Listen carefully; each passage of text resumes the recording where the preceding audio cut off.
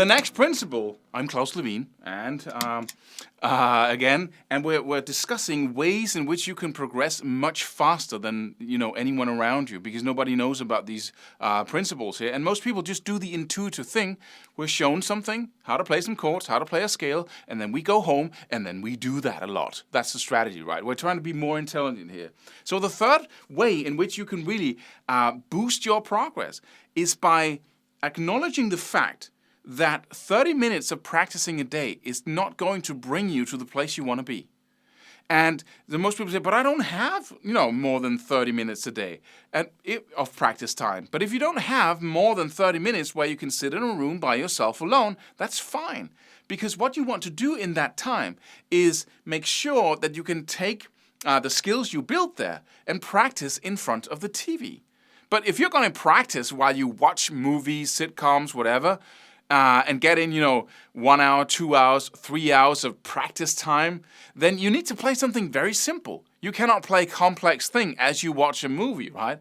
So what you need to do is create little loops. I use this so much, and I always use this, and it works just in the most magical way. So instead of practicing big strings or long strings of information or skills that the brain has to adjust to, you just take a little loop, take out a little thing that you can repeat over and over again, because that enables you to not only build mastery at the highest level, where you get to that point where you can play it unconsciously, right?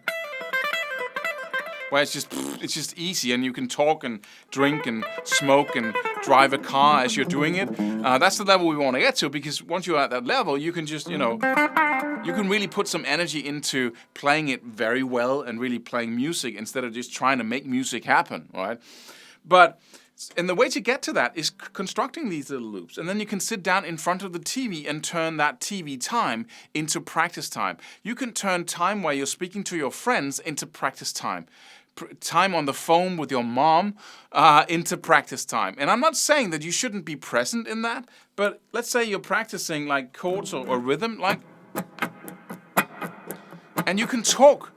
You get to the point where you can do this, as we talked about in the first video. You practice this with the metronome by yourself in your room, and you start at a low level of speed.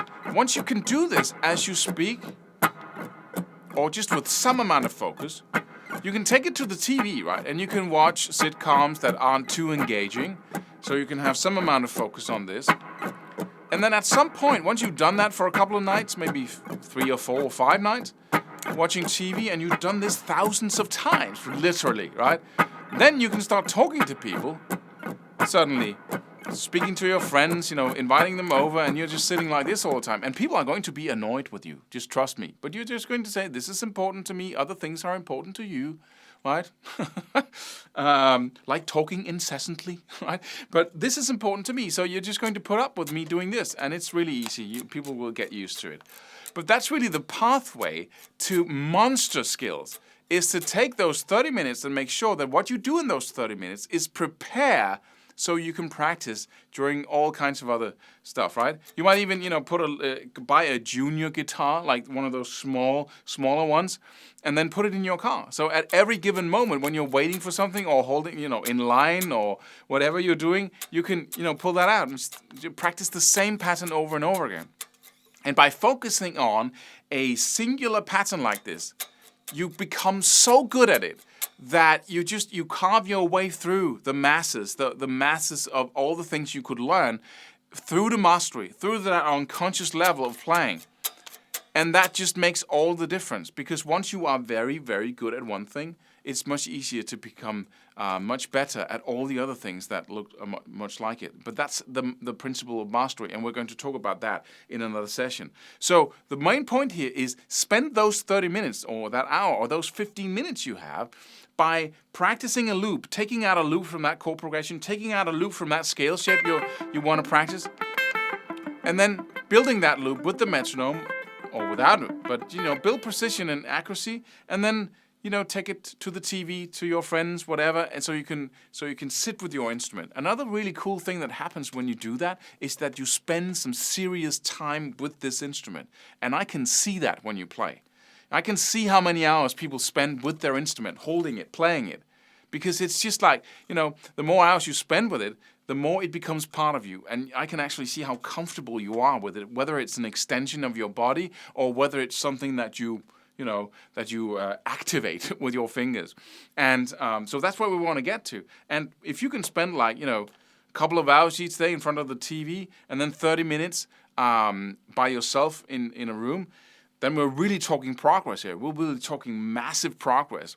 If you can focus on small things that you repeat over and over again, and then using that extra time you have in front of the TV to really get better, to really get in those repetitions. It takes tons of repetitions to get really good. But once you've found a way to do that, getting in those tons of repetitions without sitting staring into a white wall, then you are absolutely on a path to mastery and massive levels of improvement.